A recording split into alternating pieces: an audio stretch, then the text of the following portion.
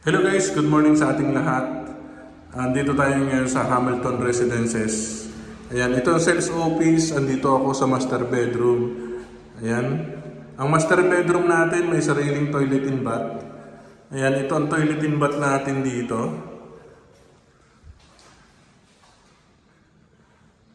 Ayan, mataas ang kesame natin. High ceiling tayo guys. Ayan, ganyan kaganda yung ating ah turnover unit dito sa Hamilton. Then, ito magiging hallway. Ang toilet and bath natin dito is tatlo. Ayan, ito yung isa. Magiging common para dito sa dalawang kwarto. Ayan.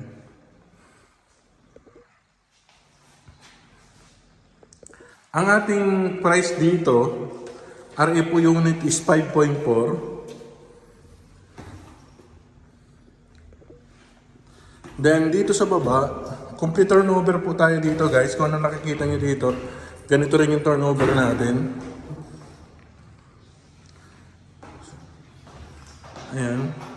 Ito magiging kitchen natin, kitchen area. So ito yung magiging parang pinaka powder room nyo. Ayan, pag may bisita kayo, dito na lang tayo. Then, laundry area. Ayan, kung mapapansin nyo dito sa block 5 na to, meron tayong isang RFO dyan. Ayan, RFO block 5, lot 34. Ayan, meron tayong morning sun, then perimeter fence tayo. Ito yung magiging living area natin.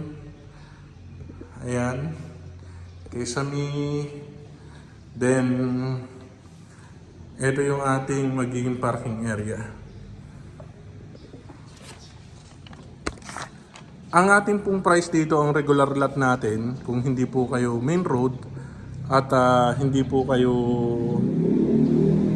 morning sun, 5.2. Then kung main road po tayo is 5.4. Check natin tong, ayan.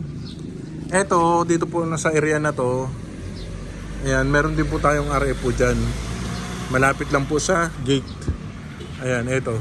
Itong na to. Yung corner lot natin is sold out yung corner lot natin dito. Yun naman is clubhouse. Then ito yung ating gate. Ayan, gate natin, sales office. Then ipakita ko na rin sa inyo yung ating yun po, yung isa na yon, basketball court, clubhouse. Then nasa likod po ng ating clubhouse is swimming pool. Ito naman yung ating dress up model. Yan, dress up model. Ayan, ganito yung ginawa nila. This is a regular cut, 54 square meter. Yan. Ito yung dress up model natin guys. Ayan, pwede nyong gayahin to ng design. Ang kagandahan dito, ito powder room to, powder room, itong nasa baba. Then pag umakyat kayo sa taas, may dalawa pang toilet and bath doon. Ang ating down payment is 10%, available tayo sa bank financing. Ayan. Bank financing available tayo. At in-house financing. Ayan. Ito naman yung ating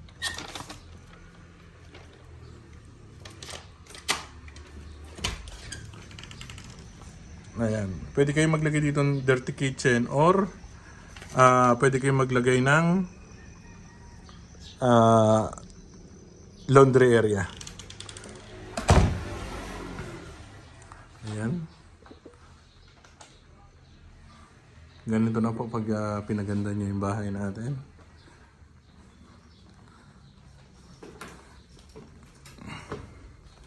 Ito second floor.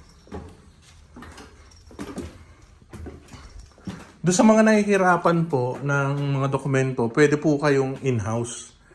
Ayan, in-house po. No required income po sa in-house. Basta kaya po ninyo yung monthly, pwede po kayo magkaroon ng bahay dito. Halimbawa, kayo po ay may mga